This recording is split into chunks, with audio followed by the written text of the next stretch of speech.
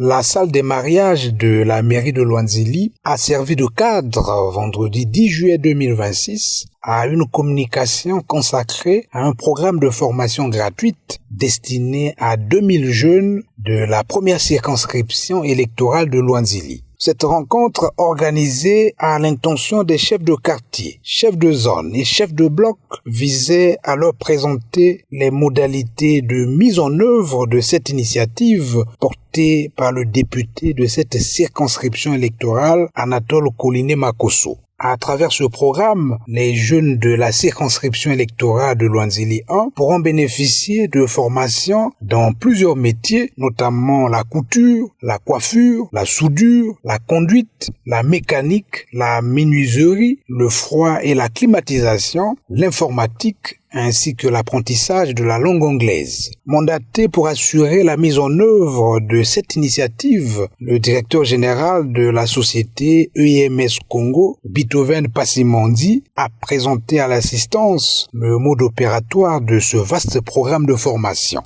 Notre entreprise a été mandatée par l'honorable pour accompagner 2000 jeunes dans la formation des métiers que nous avons choisis. C'est vous les chefs de quartier, c'est vous les chefs de bloc, c'est vous les chefs de zone qui sont le relais de cette mission. C'est un élan de cœur et de solidarité qu'ils manifestent à fonds propres. Accompagner 2000 jeunes, c'est un programme à la taille des grandes institutions de grandes envergures comme la Banque mondiale. Mais aujourd'hui, un homme qui se manifeste par son cœur, par ses finances, pour accompagner nos enfants, nos jeunes, je pense que c'est une balle qu'il remet entre nos mains. Nous parents, nous chefs de quartier, chefs de bloc, chefs de zone. L'honorable a insisté. Son message a été clair. Pas de cas. La formation, c'est pour tout le monde. Une initiative saluée par Jean-Aimé Diodiami. C'est de bonnes initiatives. On doit féliciter et encourager. Parce que nous déplorons toujours le chômage dans notre pays. Le Congo a plein de jeunes qui ne sont plus en activité. Et c'est de telles activités, de telles opérations, initiatives, c'est là où nous avons plus pensé aujourd'hui par rapport à notre député de notre circonscription de Luanzili numéro 1. Il a pensé qu'on puisse sélectionner 2000 jeunes. Et dans chaque sécu, nous avons 285 jeunes à sélectionner, filles comme garçons. Répondant aux questions de la presse, Beethoven Passimondi a déclaré ce qui suit. Au-delà de la formation, l'insertion professionnelle voit le jour non pas seulement dans la formation, mais dans la matérialisation de cette formation par sa pratique. Donc ça a été dit de façon claire que nous allons accompagner déjà jusqu'à leur premier pas d'apprentissage qui ne sont autres que la phase de stage. Nous allons accompagner ces personnes dans ce cas de figure.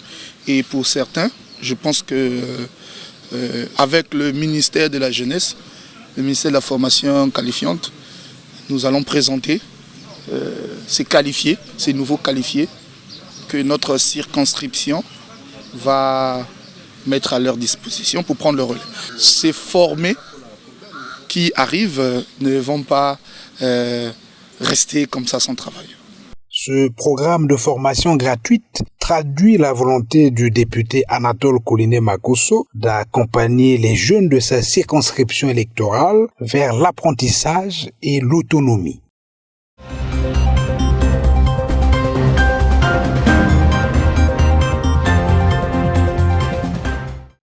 Les Saintes Écritures, aussi bien que la Convention relative aux droits de l'homme, nous interdit de supprimer la vie de l'autre sans aucun prétexte. C'est un crime, car chaque homme a droit à la vie. Autant commet un crime celui qui tue par l'épée que la femme qui pratique un avortement. La grossesse, quelle que soit sa durée, se doit d'être préservée jusqu'à la naissance du bébé. Malheureusement, certaines femmes trouvent des prétextes pour les pratiquer. Abandon de l'auteur, pauvreté, les grossesses indésirées, le viol, pour ne citer que ces cas. Cependant, ce acte n'est toujours pas sans conséquence, car l'avortement peut entraîner à la perte de l'utérus qui peut conduire à la stérilité, sujette aux nombreux divorces.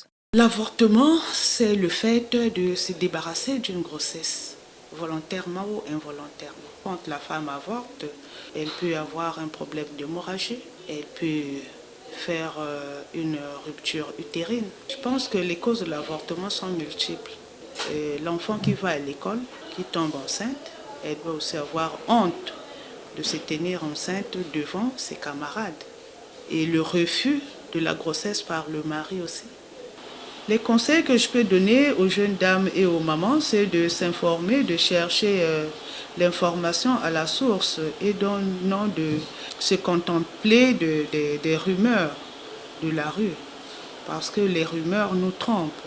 La vie commence par un fœtus dans le ventre de la femme jusqu'à ce qu'il atteigne 9 mois. Il n'y a donc pas de raison qu'on interrompe volontairement ce processus naturel par lequel tout homme doit passer. On peut donc conclure que l'avortement n'est plus ou moins un crime condamné par la loi.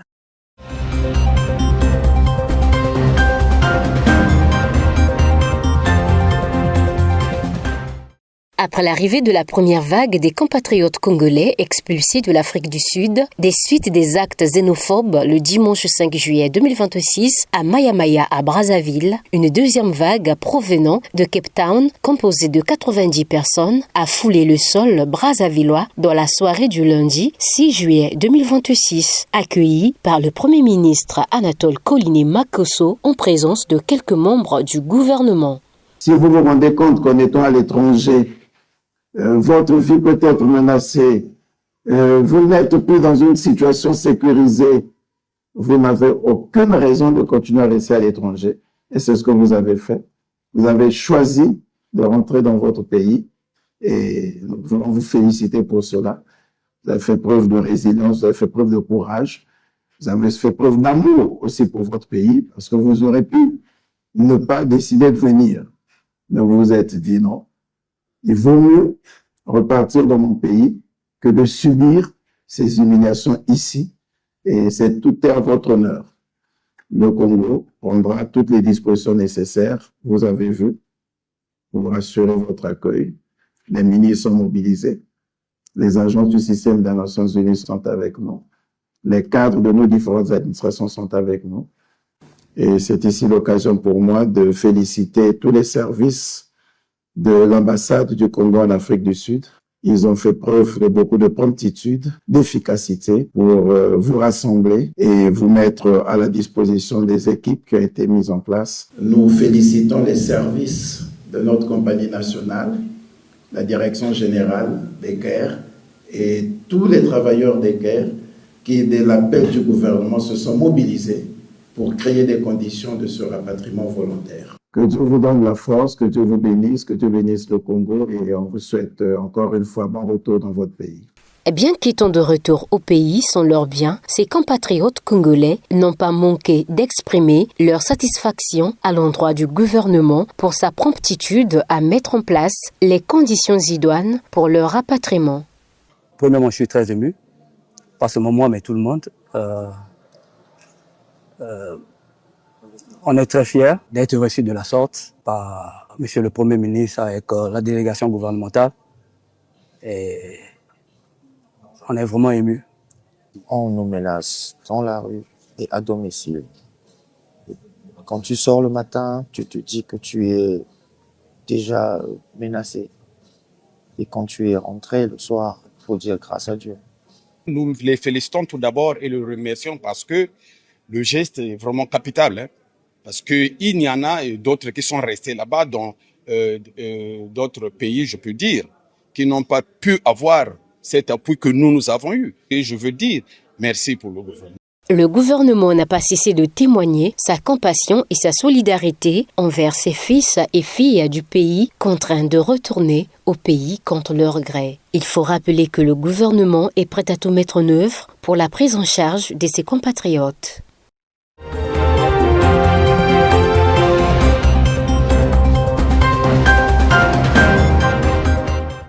En octobre 2005, en réponse à la question des habitants de Boko qui voulaient savoir qui il est, Guy-Émile Loufoua-Setikwabo, président fondateur de l'association Luzolo Amour au PH, fidèle continuateur de la mission secrète de Jésus-Christ, déclara: si vous voulez connaître qui je suis, lisez dans Jean 16, du verset 10 au verset 15. Il est donc celui annoncé par Jésus-Christ dans ce passage biblique précité. Sur ce qui est écrit dans Jean 16, de 10 à 15, nous disons que c'est bel et bien Guy-Émile Houphouët-Boigny, c'est de Guy-Émile Houphouët-Boigny que notre Seigneur Jésus-Christ a parlé. Pourquoi? Parce qu'il répond aux critères ou aux différents signes que Jésus-Christ a donnés en ce qui concerne la continuation de sa mission. De sa naissance à nos jours, de nombreux signes démontrent qu'il est bel et bien l'Esprit de vérité. Tenez, le 17 février 1996, à 12h15, Dieu s'adresse à lui en ces termes. « Émile, il n'y a aucun homme qui a été créé comme toi. Tu n'es pas comme les hommes de cette terre-là. Tu es unique en ton genre, car l'heure, la minute et la seconde auquel tu es né, c'est l'heure de l'Esprit Saint. Tu ne peux rien faire de tes propres pensées, tu dépends de l'Esprit. » L'heure, la minute et la seconde à laquelle je suis né, c'est l'heure, la minute et la seconde de l'Esprit Saint. Bon, quel est cet homme-là qui va naître à la même heure que l'Esprit Saint? Nous savons que l'Esprit Saint est éternel, l'Esprit Saint c'est Dieu. La tradition biblique nous enseigne que l'Esprit Saint c'est Dieu. Lui, Émile, en fait, il est l'Esprit Saint, puisqu'il est né à l'heure, à la minute et à la seconde de l'Esprit Saint. Le 30 novembre 2003, à 22h55, Dieu lui remit le bâton de commandement. En date du 30 novembre 2003, à 22h55, l'Éternel Dieu le Père a fait visiter son missionnaire, son jardinier, les 3 mondes inhabités. Après l'avoir pris de ce monde physique, explique Guy-Émile Houphouët-Boigny, ils ont commencé à escalader, sinon à changer de dimension. Et c'est à cela qu'ils arrivèrent dans le premier monde, où il régnait l'obscurité totale. Et Dieu l'a fait visiter, Dieu le Père l'a fait visiter les contours, les recoins de ce premier monde qui était totalement obscur. Après donc avoir visité coins et recoins de ce premier monde, ils ont continué à escalader et là commençait à se faire percevoir la lumière et ils arrivèrent dans le deuxième monde. Et à la fin donc de la visite de ces 3 mondes, Dieu remit sa canne de commandement, son bâton à Guy-Émile Houphouët-Boigny. Nous sommes là dans Genèse chapitre 49 au verset 10. Il dit, c'est Jacob qui dit, le bâton de chef ne s'éloignerait pas des mains de Judas jusqu'à ce que vienne le Shiloh, le véritable possesseur de la canne et que les peuples lui obéissent.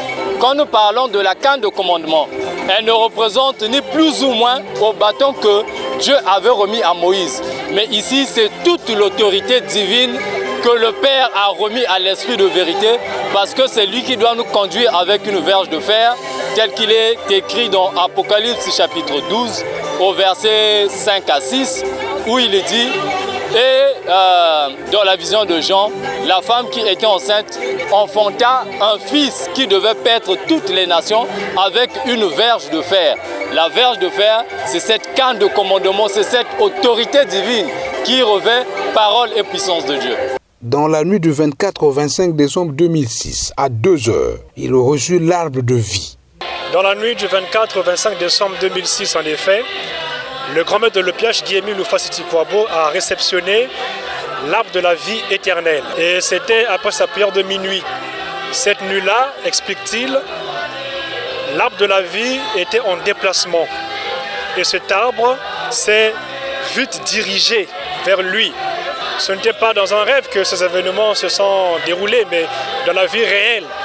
Comme il aime bien le dire, est vivant, moï, c'est-à-dire que vivant, il a vécu l'événement et il était seul. L'arbre de la vie éternelle fait partie de ces arbres-là qui se trouvaient au cœur du jardin d'Éden.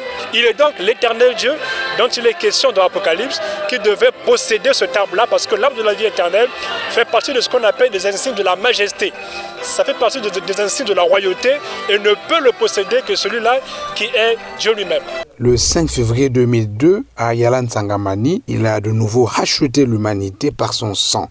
Outre ces signes, il y en a bien d'autres. l'œuvre de Dieu, c'est que vous croyez en celui qui l'a envoyé. Jean 6, verset 29. Après le règne de Jésus-Christ, voici le règne de l'Esprit de vérité annoncé dans Jean 16, du verset 10 au verset 15, Guy-Émile Loufoua-Seti-Kouabo, donc Dieu dans sa troisième dispensation.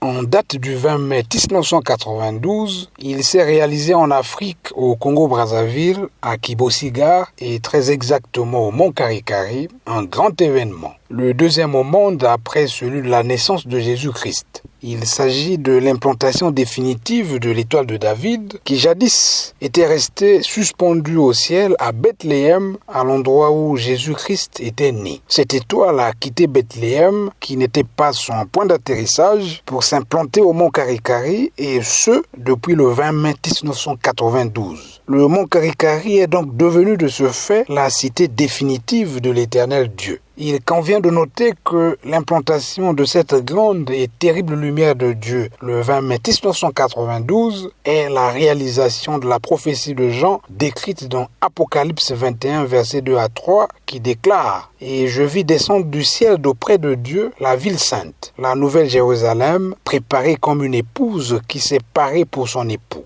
Et j'entendis du trône une forte voix qui disait « Voici le tabernacle de Dieu avec les hommes, il habitera avec eux et ils seront son peuple, et Dieu lui-même sera avec eux. » Le mont Karikari, cité définitive de l'Éternel Dieu, cela est très loin d'être une fable digne de la fontaine d'Ésope, mais il s'agit d'une vérité divine de l'heure, il s'agit d'une vérité que le grand maître de l'Epiage, Guy-Émile Loufoua-Seti-Kouabo, a révélée à la face du monde. L'Éternel Dieu est omniprésent, il se trouve en tout endroit. Seulement, tous ces endroits où il se trouvait n'étaient point définitifs. Ce n'étaient point des demeures définitives, ce n'étaient point des demeures atemporaires. Cette fois-ci, avec le mont Karikari, l'Éternel Dieu et toute sa kybernésie, et tous ses anges, et tout son gouvernement céleste ont élu domicile. Mais cette fois-ci de manière intemporelle, atemporelle, de manière éternelle sur le mont Karikari. Dieu ne quittera plus cet endroit. Il y sera éternellement et peu importe ce que les magiciens, les francs-maçons, les féticheurs auront à faire, cela ne sera que peine perdue parce que cette fois-ci, cette lumière ne sera jamais ôtée au mont Karikari. L'éternel Dieu y sera de manière définitive. Ne perdez donc pas de vue que le mont Karikari est la cité définitive de l'Éternel Dieu. Dieu est partout, cela est vrai, mais il réside au mont Karikari.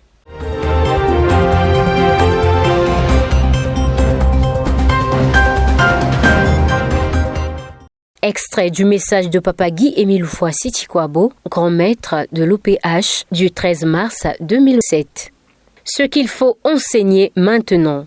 Cependant, maintenant que nous sommes à la 4e génération, la génération de Dieu le Père, nous devons enseigner les vérités divines de l'heure et l'amour sincère du prochain aux hommes du monde entier. Nous devons enseigner l'amour aux hommes du monde entier parce que l'homme de la terre s'est prostitué. Il n'y a plus l'amour. Et il y a maintenant beaucoup de mensonges. Il faudrait que les hommes arrivent à regretter toutes ces mauvaises choses. Tout est dans les 10 commandements. Ces derniers sont tellement vastes que j'avais demandé 2 choses. Honore ton père et ta mère pour que tu vives longtemps sur terre. Aime ton Dieu de tout ton cœur et aime sincèrement ton prochain.